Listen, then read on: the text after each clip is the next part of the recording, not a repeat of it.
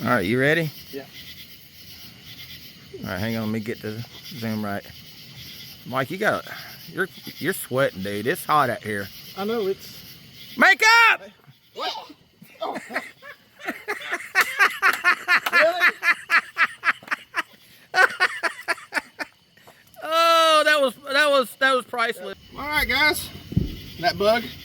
Welcome back to the channel. So tonight we got something a little different. It's hot. It's about 84 degrees outside. I think the feels like temp is like 98. So now here in Alabama, the way the temperature is, you got to wait till the end of the day or till it gets dark before you can get outside and do anything.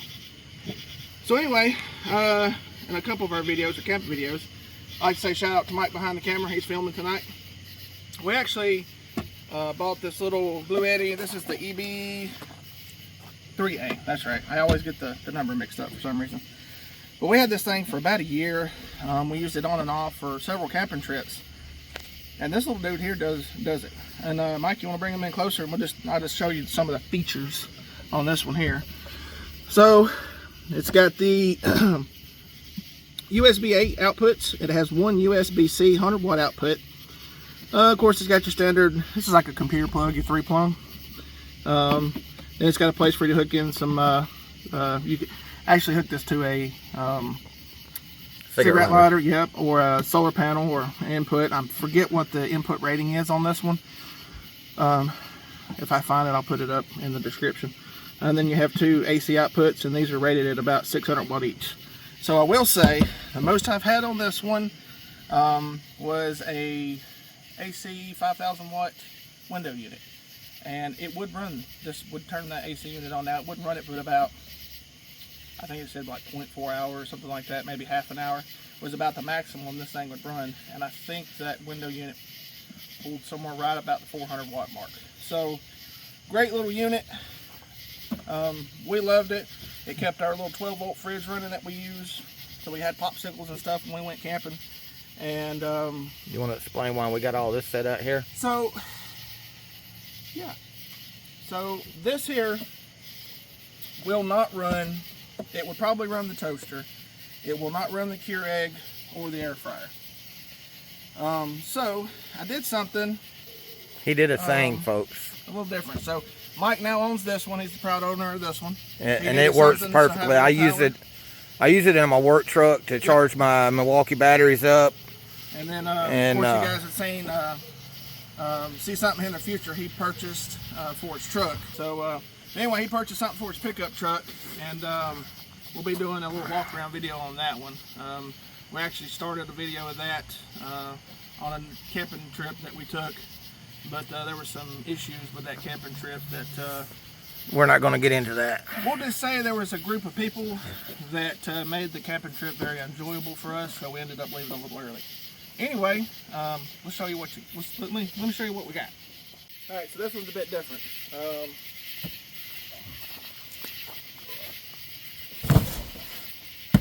It looks heavy.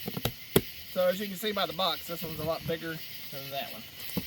And we'll get this thing open, do kind of a little unboxing for you guys, let you see what's in the box, and show you what we got. Watch it be something real small and just a lot of styrofoam. Look here, it better not be what it costs.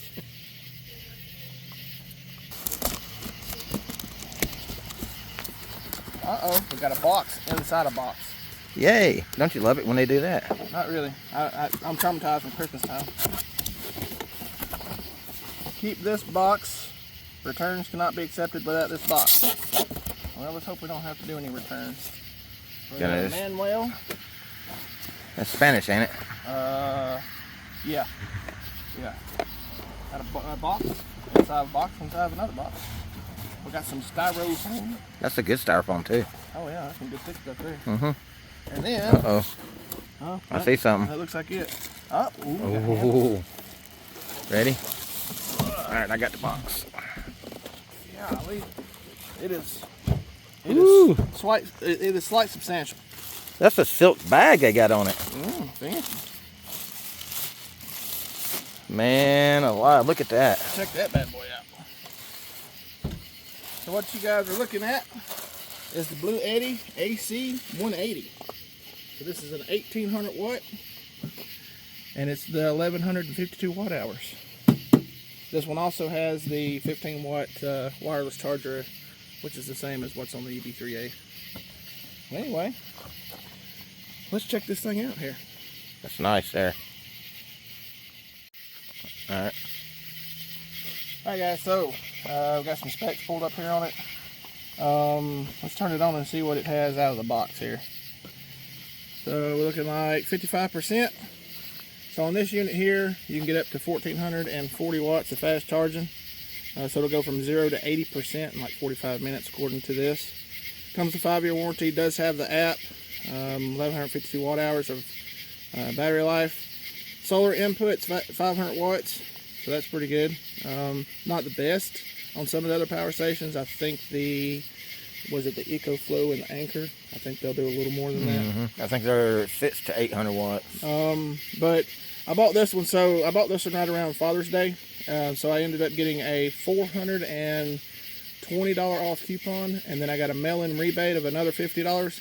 So at time of purchase for this thing, I ended up getting this for like, it was $527 and some change shipped to the house. They're back up to like $7.99 right now. But here's like phone, and boot phone 103 times, laptop 17 times, coffee maker, run it for an hour. I don't know anybody that's making coffee for an hour. Run lights for 103 hours, a fan for 26 hours, a refrigerator for 17 hours. And then you can get the B80, which you can also get the B80 for the EB3A. Which I plan on doing.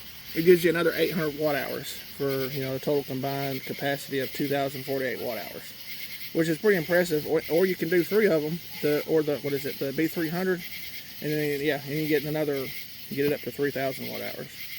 So, which right here, that's combined 4,224 watt hours, which would be more than enough power to run you for the weekend. Oh yeah, run everything. So anyway, let me open up this box, see what comes in this box here. That's probably your cables, I imagine. Okay, here you go. AC charging input, 1440 watts, full charge in 1.3 to 1.8 hours. So solar charging 500 watts max, full charge in 2.8 to 3.3 hours. It will charge by the car, and the thing with the car is it's not going to pull but about 100 watts from the AC or from the DC charging port. So it's going to take a little longer, and that's because most cars are anywhere between a 10 and a 15 amp fuse. So which will still work if you're 80% on it. Driving to the campsite. Yeah, driving to the campsite, you can plug it in and let it be charging as you're driving. Let's open up this box here and show you what comes in this box. All right, so out of the box, the same with this one. So we talked about the 2 USB-A's and the 100 watt USB-C. This one has the 5 volt DC USB-A's. It's got 4 of those, both of them at 3 amps. And then I guess it's really kind of not really a complaint, but I would like to see another one of these added. The USB-C 100 watts. Most of your like laptops and things like that, I think they're somewhere around the 45 watt and up. So to charge them, you know. And these both have the pure sine wave inverters built in, so they're good for your, you know, sensitive electronics. They both have UPS, which is USB. UPS. USB is this. Oh. UPS is the unlimited power source, which is. I'm sitting here thinking you're talking about UPS, so, like I mean, like the delivery service. You know, like there's folks that's on like a CPAP machine. Let's say you've got a computer that's just got sensitive information on it, and you don't want any kind of damage happening to it. So you can have this plugged in, and your computer plugged into this, or your CPAP machine, and if the power goes out in 20 milliseconds, this thing is done converted back over to battery power, and you don't even see the lights flicker. So that's where these units kind of come in handy. So, you know, if you're out camping and you have to use the CPAP machine, and let's say the campsite loses power, well, you're still able to run your equipment. Yeah, because some people have to use those things. I had to use one for a long time, and then I just... Well, here's the box that came with the AC180, so let's see what's in here real quick. Looks like we got our AC cord, Looks like this is our solar panel connector. These are MC4 connections, and then the barrel. Yep, that's our DC input. And then it looks, oh, it does come with the cigarette lighter plug. So, which Sweet. These work with. Actually, this one's a little bigger than yours. So that's, nope, here it is right here. So they are compatible. That's cool. So, I guess now we will, this one's 55. So it should run pretty much anything that's sitting on the back of this old pickup truck right here. Well, so let's hook up some stuff and see what it will and won't do. Let me show you guys something too. Also, put the DC on, and it should wireless charge this phone. Yep. And how much is it pulling? Let's see, 4 watts. Of course, your phone's probably got 80% already. Yeah. So yep, there's 7, 8, 11 watts, 12 watts. So that's pretty good. And this one here does the same as well. Click it again. There we go. And it'll charge as well. So yeah. So that's great. super handy. They're great for that. I love it for that. And the other cool thing about these is, so I like the way these are shaped. If you notice, they're both square. There's some of these machines. So this one's got some good grab handles. But there's some of these power banks that are shaped funny. You know, there's some of them that's got angles on them. The cool thing about these is if you got to pack something in a car, you can stack this stuff up. You can stack your other things on top of it and go. And, you know, it's a lot easier to pack up and manage as far as space goes. So another thing I've noticed too is your charging. Yeah, the charger and stuff is on the side of this. They moved it to the side. So this is your ground. And then, of course, your breaker, and then your AC inputs right here. See, on this one, the charger is right here on the front. Okay. And then, this thing, I think when I looked it up, it was rated right about 36 pounds. So, it's got some weight to it. I picked the box up before you opened it, and it's about a bag of dog food. A good bag of dog food is what I would compare it to. Right. I guess. So, well, let's hook up some stuff and turn this thing on and see what it'll do. All right. Action. Alright, so real quick, I'm going to try something with this one because it's something I didn't get to do. So when you're out camping and you want to make some toast, I got just a little cheap 4 toaster unit here, 4 slice unit rather. And you could probably do a smaller toaster too. They make singles. They make single slice and they make dual slice. Yeah, let's see if it'll run this. So there's 482 watts. Holy crap, that's pulling a lot just for a toaster. We're getting hot.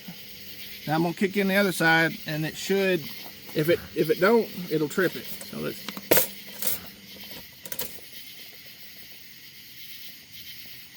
Yep. See, it tripped it. It was too much on it. Now these units both have a power lifting function. I can't remember what this one's rated at. I might be able to look it up. But so the way they work is the power lifting function. This one will go up to 2,700 watts. And the way it works, if I read it correctly, it drops the amperage and raises the wattage so it mimics. Try it on that. Try it on the big boy. So on the Big Daddy. let's go one side. Let's see here. Toasted. Oh, I gotta turn it on first, I guess. Alright. There it goes. Holy crap. 700 watts. 1,390 watts to run both sides. Now, if y'all notice though, on mine it was showing 0.4 hours, which is a little less than half an hour, and that was just on half of it. He's running both sides. You can see they're glowing red in there. That's pretty that's a lot of power though. And he can still use it for a little less than half an hour. Nobody's gonna, a few seconds on toast. I mean, you're not, that's actually pretty impressive. When you turn the knobs down, the wattage dropped on it pretty fast too.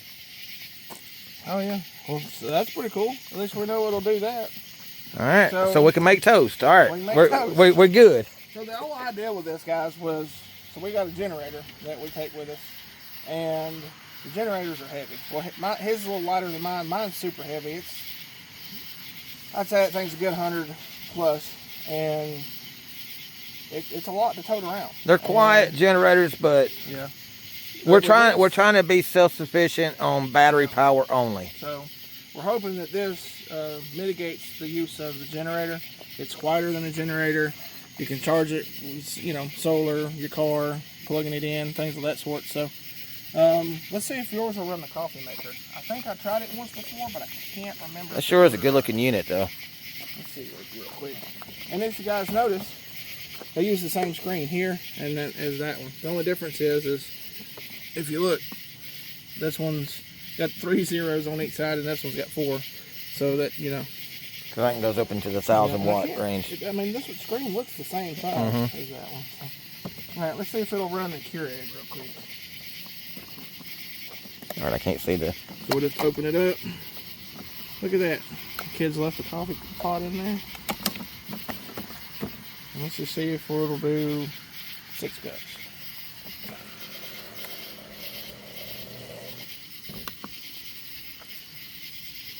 It kicked it. It kicked it? Yeah. What did it go up to before it kicked it? 700. All right. Try it one more time. We'll try it one more time.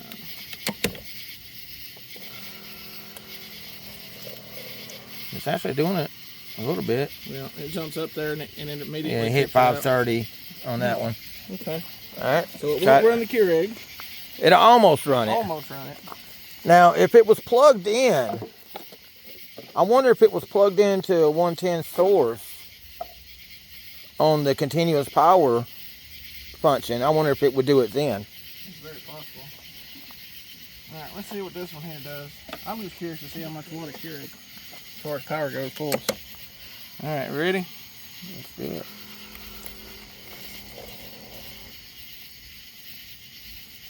1,300, 1,400. I'd say a 1,400 max. But look, guys, if we had a coffee pot in here. 13. It hit 1,300 just then. Look at the steam coming off out here at 100 degrees or 90 degrees outside. So you could have a hot cup of coffee with this thing. Don't tell me that's the only reason why you bought this is for a cup of coffee. It's not the only reason I bought it, but it's one of the reasons. You hear that, guys? So when you get up in the morning, you know, you have to get up early, and we like to sit around and... It's got an internal cooling fan in there, so... It's got 2 on this one. Yeah, and what it's doing is it's drawing a lot of power, so it's heating the unit up, so it's got to pull that heat out so it doesn't overheat. All right, well, it's done. And we, like I said, we started at 55%, and we're down to 50, which, you know, we run the toaster for a minute or so, and then that's a good hot cup of Joe or water. Yes. Yeah, look, you can see the steam coming off of it. So look at there. And it's 90 degrees out here right now. So this is kind of like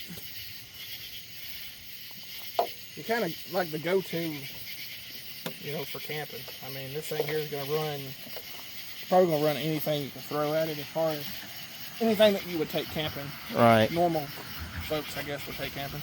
And this is just the start of what we're going to have on our setups. So last try here. I want to see if it'll run the air fryer. Now, I know this one's not going to run it. No. So there ain't no sense in plugging it into the small one. We're gonna see if it'll run the air fryer. This is an older one we got. I got a newer one. It's made by the Ninja Corp or Ninja Company, Food Ninja or Ninja Foodie or something like that. And that's similar to the one I got too. But if it'll run this, that means before, you know, I'm gonna get. Of course, behind us is the school bus. You guys can't see it because it's dark, but I'm gonna put an oven in the school bus so we can have biscuits in the morning when we go camping. But I've heard some people talk about it.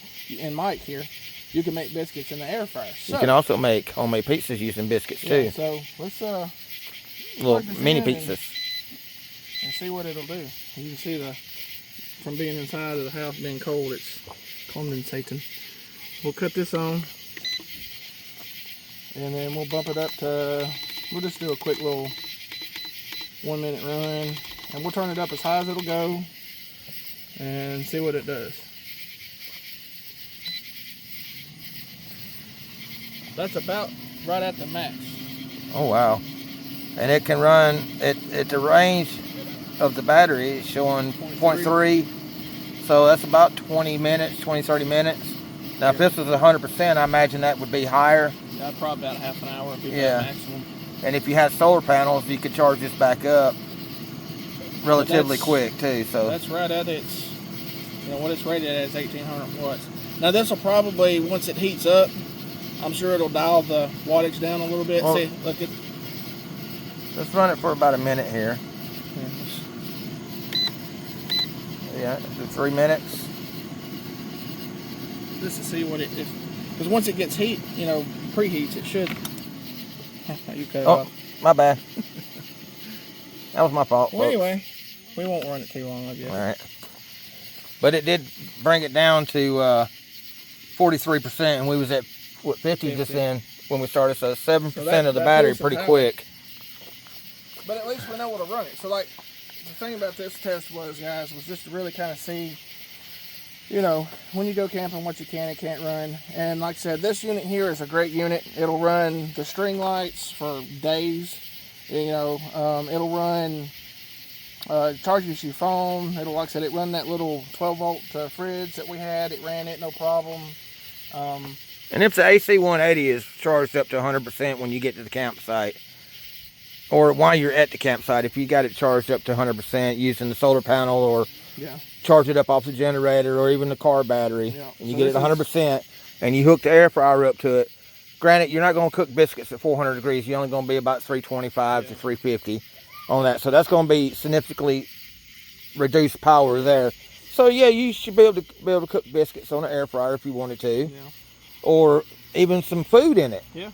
So, for that matter. And there's, the AC1 or the AC70. There's a couple of units between this one and this one, and then when you go from this one, it goes from this to the AC200. And then the 300, I think. The 300. So the 200 is a little bit bigger than this one. I think the 200 also has the 30 amp RV plug on the front of it. So this one here for camping, for the weekend camper, this is going to be great. This is going to be, what you guys are going to want to go for. It's a little lighter than the 200. It's also a little less power, but I mean, as you can see, it runs everything out here. And I mean, a hair dryer, it'll run a hair dryer, because I think a hair dryer is rated around 1300 watts. So this is going to run most everything you guys are going to take camping with you. Real quick, I'm going to run you through the app. So this is the Bluetti app here. And I haven't actually added this device yet, so we're going to cut mine on. And it'll probably pick up Mike's too. Let's see here. Swipe down to refresh and see what available devices it'll pick up here.